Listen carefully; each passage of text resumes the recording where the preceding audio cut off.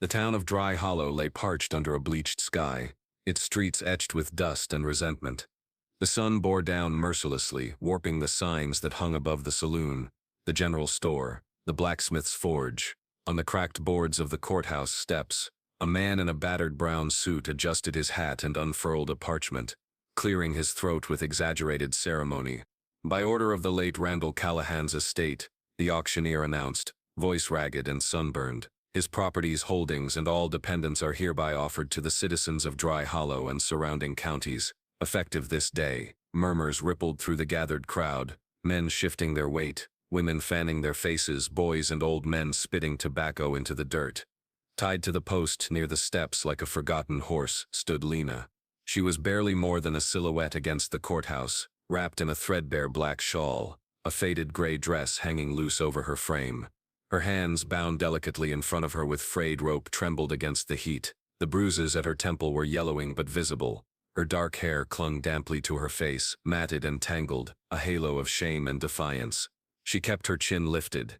First item, the auctioneer continued, pretending not to notice her. The Whitlock Ranch house and its adjoining acres. Bids went up swiftly. Land was worth fighting for, but when the auctioneer, sweat pooling beneath his arms, finally turned to the post and said almost apologetically, "Next, the orphan dependent, Lena Callahan." A silence as heavy as a thundercloud fell. Men looked down at their boots. Women pressed their fingers tighter against their fans. No one moved. Everyone knew her story. Bastard daughter of Randall Callahan, born from a woman whose name was never spoken. Unacknowledged, unwanted, unclean. Rumors swirled that her mother had been a drifter, or worse, and so Lena had been kept like livestock, hidden from polite society until even the law declared her a dependent asset. The auctioneer cleared his throat again. "She can cook, sew, help on a homestead. Strong constitution," he added weakly. Still no hands lifted. A fly buzzed near Lena's ear. She didn't flinch. "Come now," the auctioneer coaxed, voice cracking. "Surely someone has use for her." Laughter, mean and sharp, skittered through the crowd. "Not for a cursed thing like that," someone muttered. "They say her mother spoke to spirits," whispered another. Lena closed her eyes against the sun. She had no illusions. She knew what awaited her if no one claimed her. An existence beneath even servitude. The boarding houses would turn her out. The brothels would tear her apart. Still she would not beg. The auctioneer turned helplessly in a slow circle. "Last call," he croaked, "before she's remanded to alternative placement." And then a chair scraped against the dirt. The sound was small, but it cut through the air like a gunshot. From the shadows of the saloon porch, a man rose. He was tall, broad at the shoulders, his coat dusty and worn. A battered hat shielded his face, but not the jagged scar running down his neck, disappearing beneath his collar. A gun belt hung low at his hips, and though he carried no rifle, there was something lethal in the way he moved. Slow, deliberate, like a predator deciding whether to strike. Wade Mercer. The name rippled through the crowd in horrified whispers. He didn't speak, he didn't have to.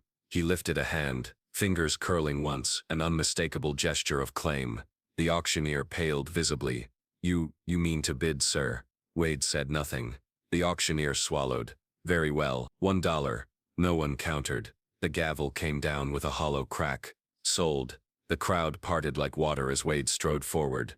Boots heavy against the dirt, he stopped in front of Lena. For a moment, neither moved. She looked up into his face. His eyes were a pale, dispassionate gray storm clouds ready to break. Without a word, he drew a knife from his belt. Lena's heart stuttered, but she stood her ground. He reached down, and with one swift motion cut the rope from her wrists. The coarse fibers fell away. He didn't touch her, didn't drag her. He simply turned and walked to his horse, waiting by the hitching post. Lena hesitated. Every eye in the town was on her, waiting for her to collapse, to scream, to run, to confirm their belief that she was unworthy of even a criminal's pity. She did none of those things. She gathered her shredded dignity around her like a cloak and followed him. Wade mounted easily, then leaned down, offering her his hand, the first true gesture of choice she'd been given in months. Lena took it. He lifted her onto the saddle in front of him, his arms loose but steady around her. The horse shifted under their combined weight, but Wade spoke softly into its ear, a voice too low for anyone else to hear. And it stilled. Without a backward glance at the town that had sold her, they rode. Dust billowed behind them, swallowing the courthouse, the auctioneer, the hateful faces. Ahead, the open land stretched wide and wild. No promises, no safety, but also no chains. As the town disappeared behind the hills, Lena dared to breathe. She did not know where Wade Mercer was taking her, but wherever it was, it could not be worse than the place she left behind. And for the first time in her short, bruised life, Lena felt something dangerously close to hope. The horse's hooves drummed a steady rhythm against the cracked earth, each beat carrying Lena further from the town that had sold her like unwanted cattle. Wade Mercer said nothing. The land sprawled before them, vast and indifferent. Dry grass whispered against their boots, and the sun bled into a red, bruised sky. Lena clutched the saddle horn, muscles aching, the fabric of her dress sticking to her skin. He led them away from the main trail, down hidden paths worn only by deer and the desperate. As the last light drained from the world, he slowed near a cluster of boulders tucked into a hollow. Without ceremony, Wade dismounted, then reached up to lift her down. His hands were rough but careful, like a man used to handling broken things. Lena staggered as her feet hit the ground, legs trembling.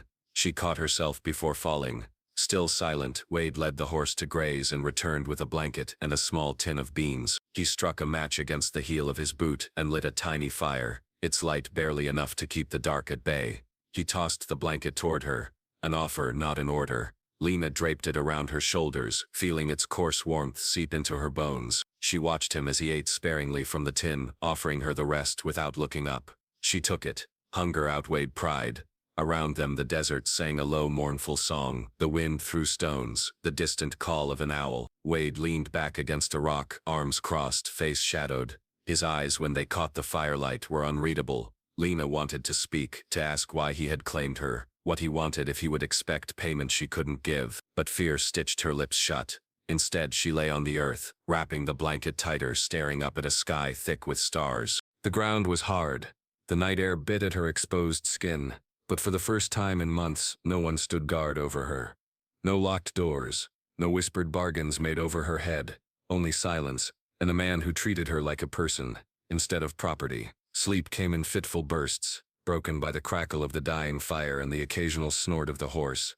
Once, in the deepest part of the night, she woke to find Wade still awake, sitting against the rock, watching the darkness like it might come alive. He didn't notice her looking, or if he did, he didn't mind. Lena closed her eyes again, letting exhaustion pull her under. Tomorrow, she knew, questions would come, but tonight there was only breath, only survival, and the fragile beginning of something she hadn't dared believe in. Mercy. The morning sun peeled the cold from Lena's skin as she stirred beneath the rough blanket. Her body ached from the hard ground, but the silence woke her, a silence too complete to be natural. Wade was already moving, feeding small sticks into the fire pit. His coat hung from his shoulders, his face hidden under the shadow of his hat. Without a word, he tossed her a strip of dried meat and a dented canteen. Lena sat up slowly, wrapping the blanket tighter, accepting the offering with a stiff nod. Her ribs still hurt from the rough handling days before, but she forced herself to stand. Wade saddled the horse with steady movements. When finished, he simply waited, silent and unreadable. The choice was hers. Gathering what little strength she had, Lena stepped toward him. He lifted her into the saddle as if she weighed nothing, mounted behind her, and together they rode into the growing light. The land stretched endless and raw. Dry grasses slapped against their legs. A lone hawk circled overhead. Time blurred into a monotony of hoofbeats and wind. Wade guided them along narrow trails no one else seemed to use. By midday, they reached a shallow valley, where a crumbling cabin leaned against the hills. The porch sagged dangerously. The door hung crooked. Weeds grew wild around broken stones. It was a ruin, but it was shelter. Wade dismounted first, tying the horse loosely. He shoved the door open with his boot. After a quick glance inside, he turned and waited. Lena hesitated. The idea of crossing another threshold, after so many that had led only to pain, made her chest tighten. But standing outside offered no better fate. She stepped in. Dust choked the air. A cracked table, 2 chairs, a cold fireplace, a broken bed frame crouched near the wall. Wade moved around the space, without urgency, inspecting it like a man used to making the best of wreckage. He found an old quilt inside a trunk, and tossed it onto the bed frame. Then, without speaking, he crouched near the hearth, stacking kindling. Lena stood by the door, arms crossed tightly. What now? Was she to clean, cook, earn her keep? Would he demand something more? The fire caught, sending weak light flickering over the walls. Wade sat by it, arms resting on one knee, eyes distant. summoning courage she didn't know she had left. Lena asked, "Why?" Her voice broke in the middle of the word. Wade didn't look at her. His answer came after a long pause, low and final. No one else would. That was all. No pity. No claims. No lies. Something in Lena's chest twisted painfully. She sank onto the floor near the fire, still wrapped in the rough blanket, feeling smaller and more seen than she had in years.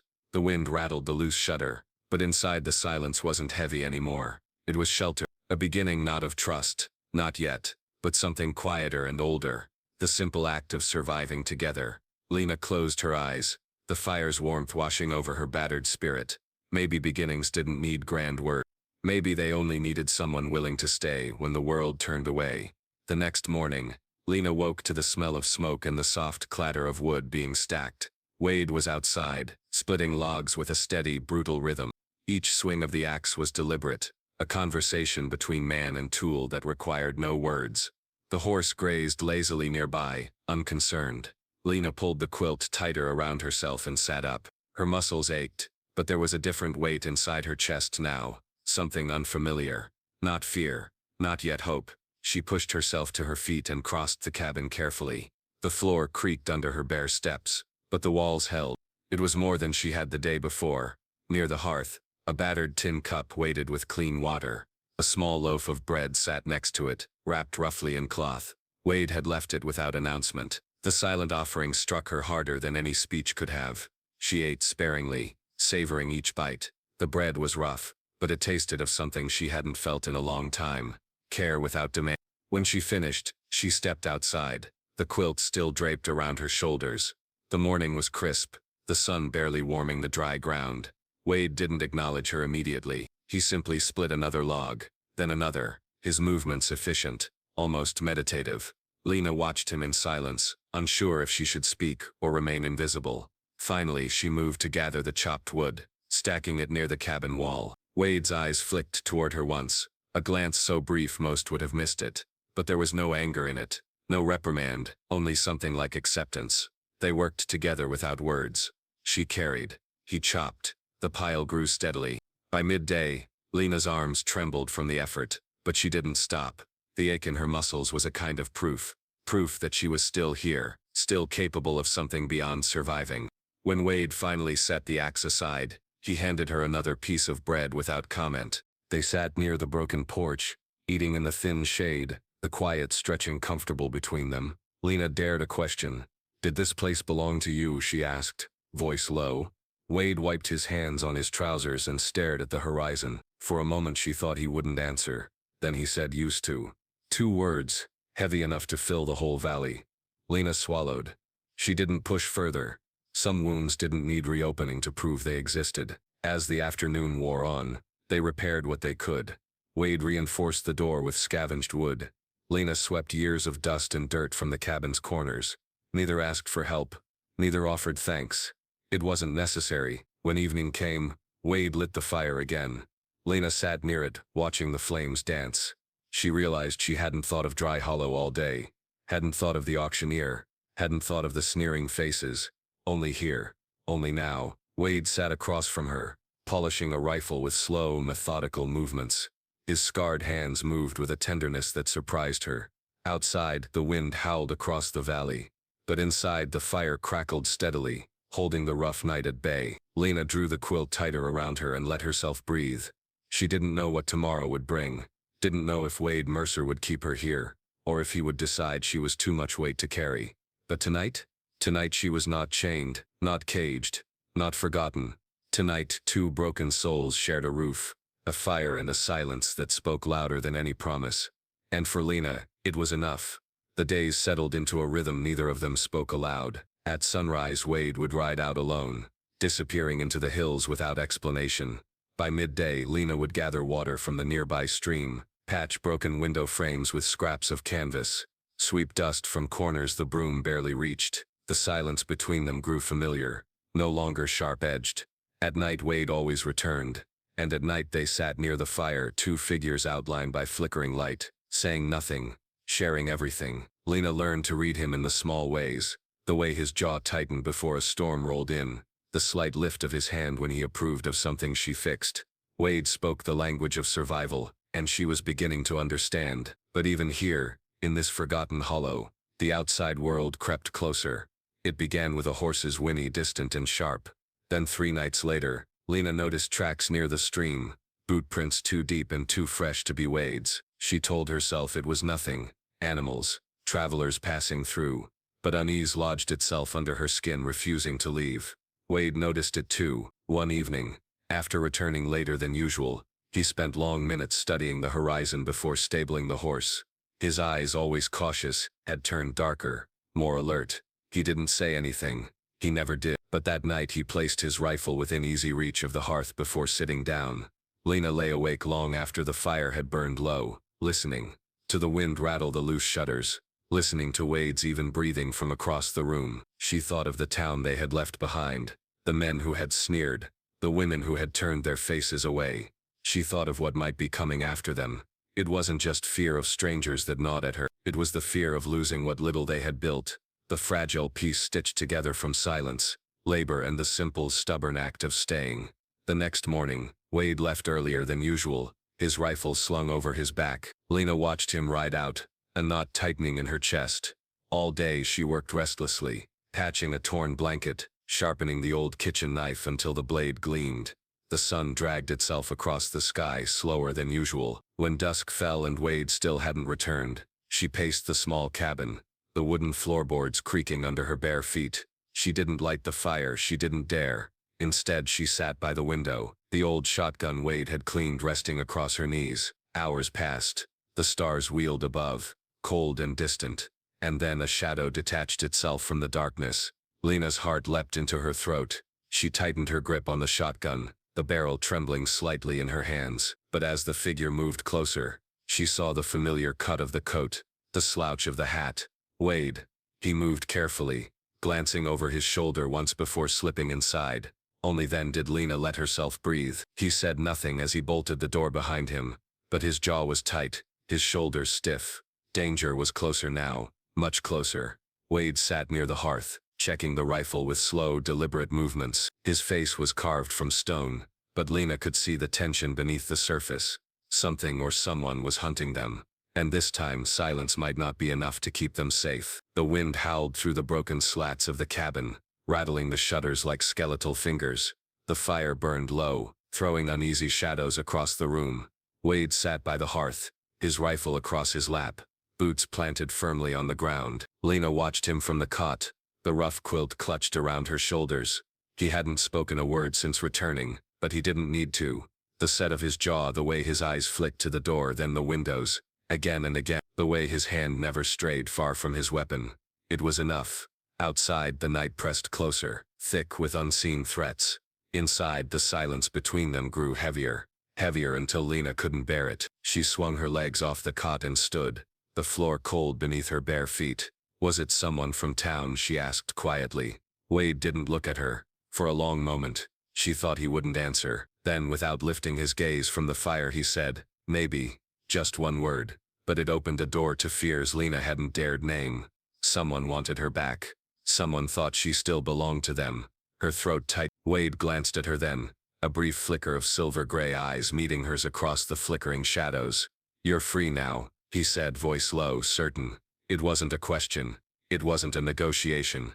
It was a vow. Lena's knees nearly buckled with the force of it. She crossed the room, and sat near the fire, close enough to feel its warmth but not so close that she could touch him. That invisible line remained between them, as fragile and necessary as breath. For a while they sat in silence, the fire crackling, the wind howling beyond the thin walls. Then Wade shifted, reaching into his coat. He pulled out a folded scrap of cloth, something stained and worn by time, and placed it on the floor between them. Curious, Lena leaned closer. It was a patch from an army uniform, faded, torn. She touched it gently, tracing the frayed edges with her fingertip. "You fought," she said, not needing him to confirm it. Wade nodded once. "And lost," he added, voice rough. "Not a loss of a battle, a loss of everything." She didn't ask for details. Some wounds bled deeper when spoken. Instead, she said, "Me too." He finally met her gaze, fully and openly, the firelight catching the scars that marred his face, the old sorrow etched into every line. "Two people, discarded by the world, sitting on a cracked wooden floor sharing their brokenness without shame. Outside, a branch snapped, both of them tensed instantly. Wade rose in one fluid motion, rifle ready, body coiled like a spring. Lena grabbed the shotgun by the hearth, her hands steadier than she would have thought possible a week ago. They waited. The seconds stretched into minutes. The fire sputtered low. Finally, the night settled again. No more sounds, no movement beyond the window. Wade lowered the rifle slowly, his shoulders still tight with tension. Lena set the shotgun down carefully, heart hammering. When Wade turned back toward her, something had shifted. He crossed the small room in 2 strides and crouched in front of her, not touching, not pressing, just close enough that she could feel the weight of him. "You're not alone," he said, voice barely a whisper. The words cracked something inside Lena more than any blow ever had. She nodded once, unable to speak. Wade didn't ask for thanks, didn't demand promises. He simply stayed there near her, as the fire burned low and the storm outside battered the walls. For the first time, Lena didn't feel like a piece of property to be bartered, or a burden to be abandoned. For the first time, she felt visible, and in the brutal language of survival, that was more precious than gold. When the fire died completely, Wade stood and threw another log onto the hearth, coaxing the flame back to life. Lena watched him, her chest tight with something she didn't dare name yet. Maybe, she thought, survival wasn't the only thing possible anymore. Maybe, just maybe, there was something beyond the fear, something that looked a lot like belonging. The next days passed like a breath held too long. Each sunrise brought a strange peace, and each sunset carried the weight of things unsaid.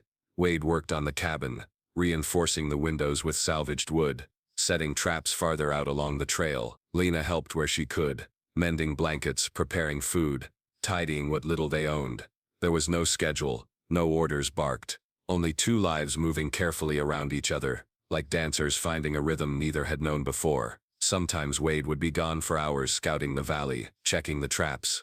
Every time he returned, Lena felt herself breathe again without even realizing she had been holding it. One evening, as the sky bruised purple and gold, she found him near the creek, skinning a rabbit he'd snared. He worked quickly, efficiently, but his hands weren't cruel. They were precise, respectful, the kind of man who knew loss and understood what it cost to take life to preserve it. Lena watched from a distance for a long time before stepping closer, her voice soft against the cooling air. "Teach me." Wade paused, looking up. For a heartbeat, she thought he might refuse. Instead, he shifted the knife in his hand and nodded once. She knelt beside him, careful not to crowd his space. Wade showed her how to hold the blade, how to make the first cut clean along the belly. His hands guided hers once, lightly, without trapping, and then let go, trusting her to continue. Lena's stomach twisted at the sight of blood, but she forced herself to keep steady. She had survived worse than this. When they finished, Wade cleaned the blade with methodical care. Lena wiped her hands on her apron, heart pounding. It wasn't just about the rabbit. It was about being trusted with something real. As the stars bloomed above them, they carried the meat back to the cabin. Wade built the fire higher and Lena cooked clumsily but determinedly. He didn't criticize when the meat came out a little tough. He simply ate it, each bite a silent approval that filled her chest with a strange, aching pride. Afterward, they sat by the fire, a companionable quiet stretching between them. Wade polished the old rifle. Lena stitched a rip in her only decent dress. Finally, she dared to speak into the stillness. "I'm not who they said I was," she said, her voice steady despite the lump in her throat. "I wasn't cursed. I wasn't born wrong. I just didn't belong to the right people." Wade didn't look, but he listened. She could feel it in the way the air shifted around them. "They tried to make me small," she continued. "Tried to make me easy to forget." Her hands trembled over the stitching. She pressed the fabric flat to steady them. Wade finally set the rifle aside. "You don't have to explain," he said simply. But Lena wanted to, maybe for the first time in her life. "They used to call me a burden," she whispered. "Said I'd never be wanted." The fire popped, sending a spray of sparks into the chimney. Wade's voice came, low and firm. They were wrong. 2 words, enough to split the darkness inside her wide open. Lena bit her lip, the threat of tears sharp behind her. He wasn't offering her a future, wasn't promising her forever. He was giving her something rarer, the right to exist without shame. The wind battered the cabin walls again, but this time, Lena didn't flinch. She leaned back against the rough wood, closing her eyes. Here in this broken place, she wasn't someone's mistake. She wasn't a possession anymore. She was just Lena, and in Wade's silence, she found something she never knew she had been looking for. a home that spoke not in promises but in presence. The next morning dawned heavy with mist, the sun a pale smear behind the clouds. Lena woke to the smell of damp earth and the distant murmur of the creek. Wade was already up, moving silently through the cabin, checking the rifle, adjusting the leather strap of his holster. Something in the air had shifted. She felt it deep in her bones, a warning. Without speaking, Wade handed her a small satchel, dried meat, a canteen, a knife wrapped in cloth. He didn't need to explain. It was clear in the way his hand lingered for half a second too long. Be ready, Lena nodded, clutching the satchel against her chest. She spent the morning gathering water, her eyes flickering constantly to the ridgeline beyond the valley. The wind carried strange sounds today, an echo of hooves, the metallic clink of spurs. She returned to the cabin with her heart pounding, finding Wade standing near the door, body tense, eyes sharp. "There's riders," he said, the first words he had spoken since sunrise. Lena set the bucket down carefully, forcing her hands to be steady. "From town?" she asked. Wade gave a tight nod. "Maybe more," he added. They moved quickly. Wade doused the fire to keep the smoke from giving them away. Lena checked the latch on the door, then hurried to secure the back window with a strip of nailed canvas. The hours stretched painfully slow. Afternoon deepened into a sickly gold, and then the sound of hooves broke over the hills. 4 men rode into the valley, their shapes sharp against the dying light. Dust clung to their coats, and the glint of rifles caught the last rays of sun. Lena crouched near the window, heart hammering. Wade stood in the center of the room, calm, rifle cradled loosely in his arms.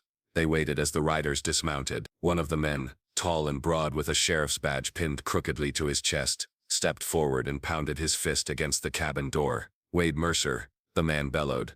"Come out and hand over the girl. You've no claim on her." Lena pressed her back against the wall, the knife trembling in her hand. Wade didn't move. He didn't speak. The sheriff tried again. "She's property, marked by Judge Parr's hand. You're harboring a thief. Don't make this harder than it needs to be." Inside, the silence stretched taut. Lena felt it, that choice, suspended between fear and defiance.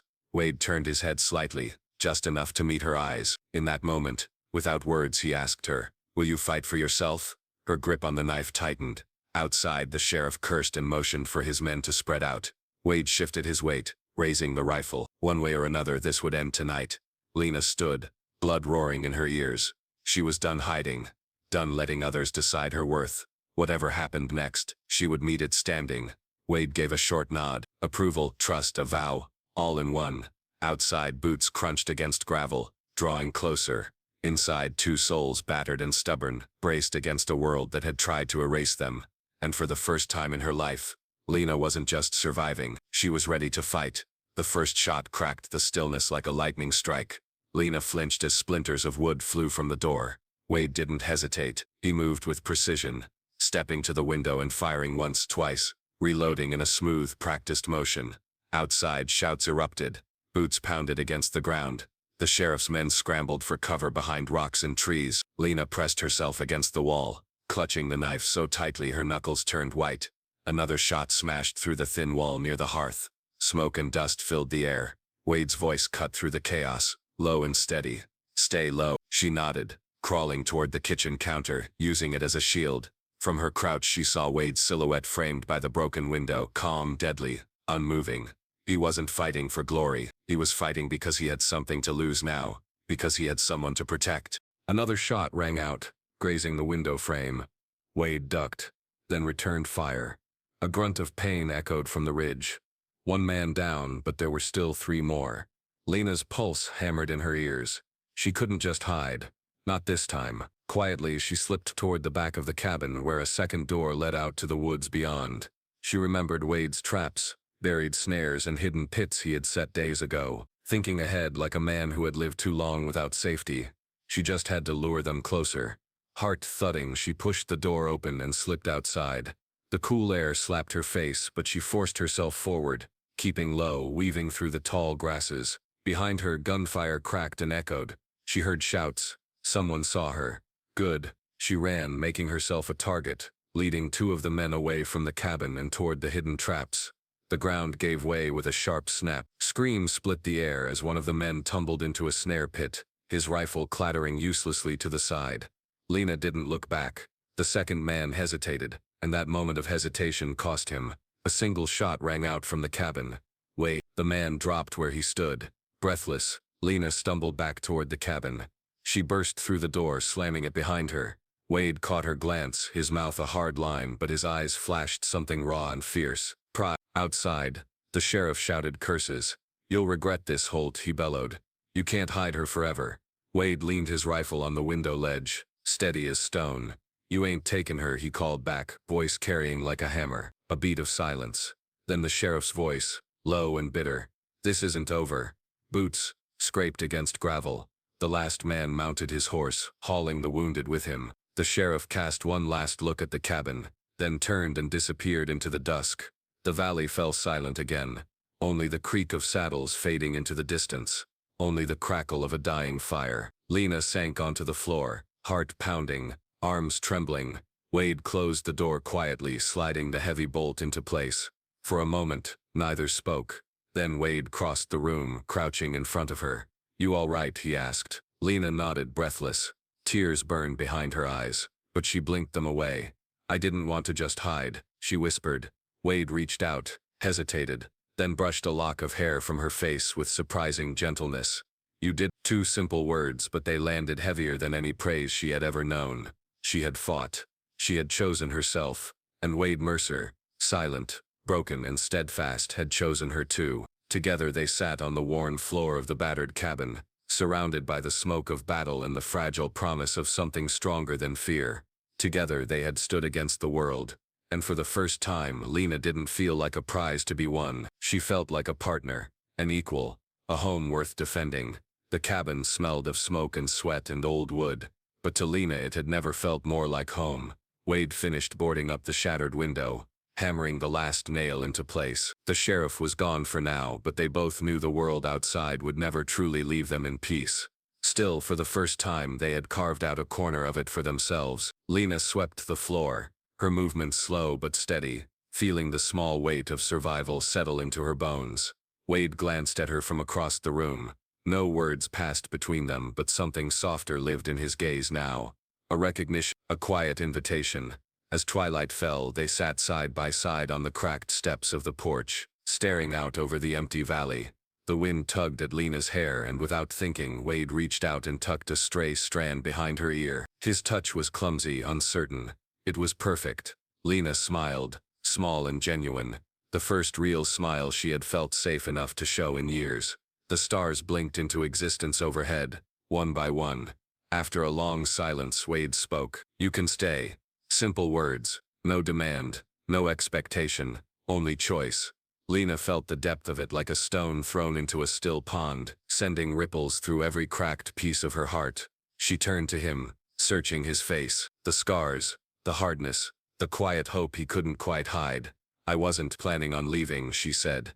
Wade's mouth twitched, almost a smile. Almost. Inside the cabin, the fire crackled to life again, throwing a warm light through the broken window panes. Tomorrow there would be repairs to make, more dangers to guard against, more wounds maybe to heal. But tonight there was the warmth of the fire, the steady presence of the man beside her, the unspoken promise that whatever came next, they would face it together, not as a savior and the saved, not as a debt owed, but as two survivors who had found in each other something more precious than safety. A home built not from timber and stone but from silence, trust and the stubborn, aching miracle of being seen. Wade stood and offered his hand. Lena took it, and together they stepped inside, into the battered cabin, into the life they would forge, into the kind of love that didn't need to be spoken aloud to be understood, the kind of love that was chosen, every day, in every small, stubborn act of staying. The wind howled across the valley, carrying away the last whispers of the past. Inside, the door closed, and for the first time Lena felt it. The silence wasn't empty anymore. It was full, full of everything they had fought for, full of everything they were about to build together. In a world quick to judge, quick to abandon the broken and the lost, Lena and Wade found something few ever do. Not redemption through grand gestures, but a quiet, stubborn kind of love built from choosing each other, day after day. Tell me, have you ever met someone who made you feel seen, even in your silence? Someone who didn't demand you be anything more than exactly who you are? I'd love to hear your story. Share it in the comments. And if this story touched your heart, don't forget to like, subscribe, and stay with us for more tales where love rises from the ashes.